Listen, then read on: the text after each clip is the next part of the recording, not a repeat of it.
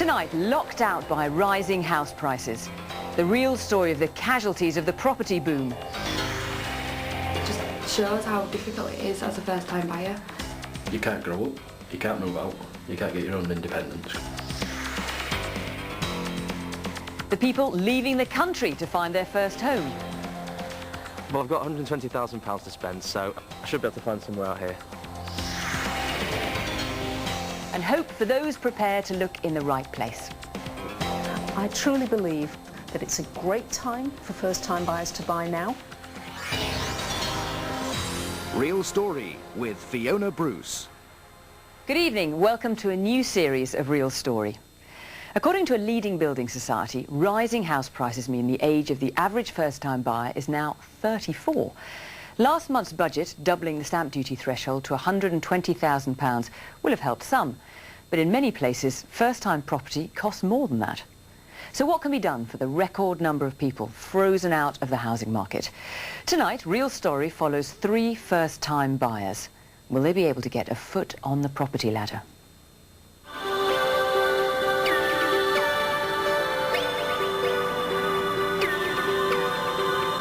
Ilkley, West Yorkshire. The average house costs £250,000 and first-time buyers are locked out. It's a busy morning as usual in the Birchill household. 8 people live under one roof and 2 are desperate to move out. Gary lives here at home with his girlfriend Nadine. They're both 21 and have been together for 2 years. Living together here is pretty cramped. We want our own house and our own place to have having some independence and obviously have some time to ourselves, and you know, it'll be a bit more peaceful than it is here. At the age they are, they should have a place of their own and they can you know, spend some time together. It's very difficult for them, I think, and they should be able to go out and buy their own property now. It's absolutely hectic. It's like if you hear the bathroom door shut, you're like, oh no, you've got another 10 minutes. As soon as you hear it open, everybody runs to the bathroom, getting good first. So they're queuing up outside. Gary and Nadine are saving every penny and have £90,000 to spend on their first house. 2-bedroom cottage, £299. They said it cheaper. But they're finding house prices are well over their budget. The thing is, we're not going to find anywhere with big rooms like that. No. That's why I like it, I think. Obviously, the prices have just rocketed in the last few years, and I know, you know, I was speaking to my auntie when she bought her first house 20 years ago.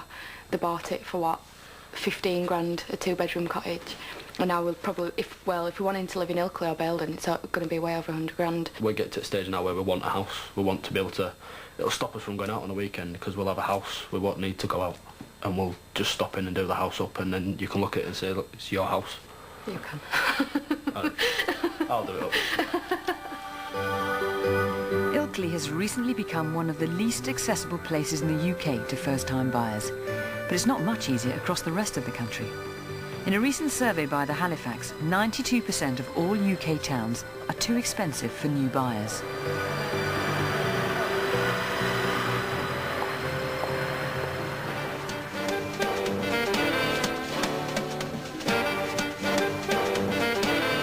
Gerrard's Cross is top of that Halifax survey.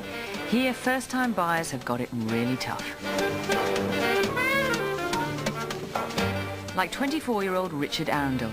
He's still living at home and can't afford to buy. He's already been away to university, and rather than rent, he's back at home saving for a deposit. Anybody who's been away from home for a long period of time will understand. I moved away for about 4 years. You got your own independence. I spent most of my time away at university, and then coming back here to live in one room under, I suppose, your parents' rules and your parents' guidance is a bit of a nightmare, to be fair. I mean, I get along well with them, but there's only so much you can do.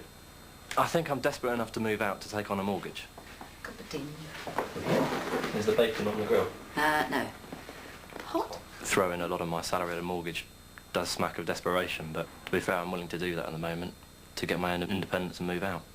So what I can afford, I'm not too sure, but you know, nice little, perhaps a 2-bed apartment, move in with a mate, nice sort of area to live in, to be fair, a little living room rather than just a bedroom. What makes it worse for Richard is that he's an estate agent in Gerrards Cross. Every day, viewing houses completely out of his budget. The average house costs 20 times his yearly wage. Right, here we are. A few properties that I'm selling. We've got a nice 4-bedroom semi-detached, Stoke Poges, 360 grand. 2-bed cottage with Fulmer, beautiful, but 495 grand. And that's what I'm faced with. For me, it's depressing, because the things we take on and the things I see, I mean, it's a fantastic area, but for my budget, it's just not feasible. So when we take things on, it's, I suppose, a sense of longing and a sense of speaking to my boss if I can get a pay rise. Richard is desperate to move on. Based on his income, he can get a mortgage of £70,000, but that won't get him much. And new concessions on stamp duty are unlikely to help him, as less than 5% of homes sold in the London area last year sold for below £120,000. Real Story has offered to help our first-time buyers with advice from property expert Barbara Goldsmith. Barbara helps first-time buyers get on the property ladder by finding the best mortgages and the best places to buy. She's going to meet our first-time buyers, Richard, Gary and Nadine, to give them tough advice in this even tougher property market.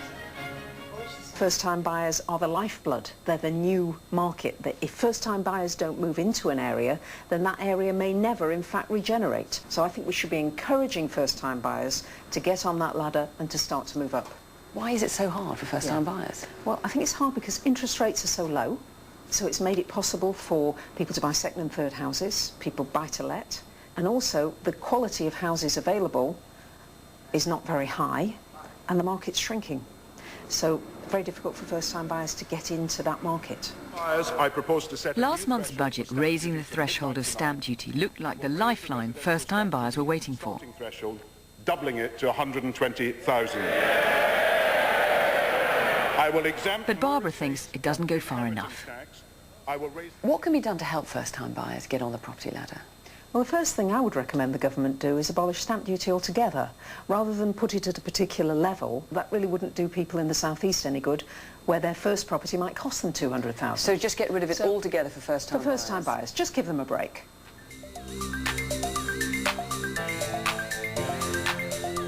There are fewer first-time buyers now than in the last 25 years, and many are now taking drastic steps to get their first house. Peter Fletcher from Didsbury in Manchester has got £120,000 to spend on his first property, and even with the help of his girlfriend, Amy, he can't find anywhere, so is now planning to buy abroad. I think buying abroad's quite a fun thing to do, especially when you look at buying in a rougher area somewhere in England. You'd rather go abroad and buy somewhere where you could go on holiday and also rent out the rest of the year and make some money on it. Some people are considering buying a property abroad to get on the property ladder. Sounds a bit drastic. Do you think it's a good idea? I think it's very drastic, and I think it's probably one of the highest risk options you could possibly take. My advice to a first-time buyer would be to buy here first, get on the ladder, get practiced at it, and then maybe see about going abroad. But it wouldn't be the first stop for a first-time buyer. No, I would not recommend it.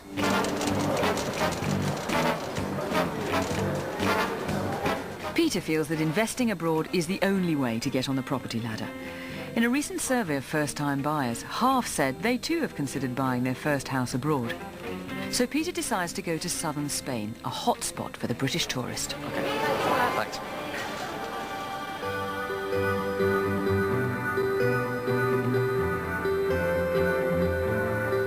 Meanwhile in Ilkley, Gary and Nadine have just got word of a property which has come on the market, and it's just in their price range.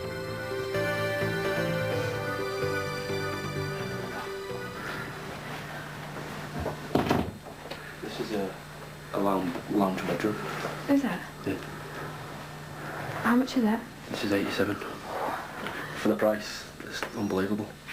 It's just basically a bedsit. Yeah. First impressions, very good. Gary and Nadine realise that £87,000 won't get them much in Ilkley. not much to look at really, is there?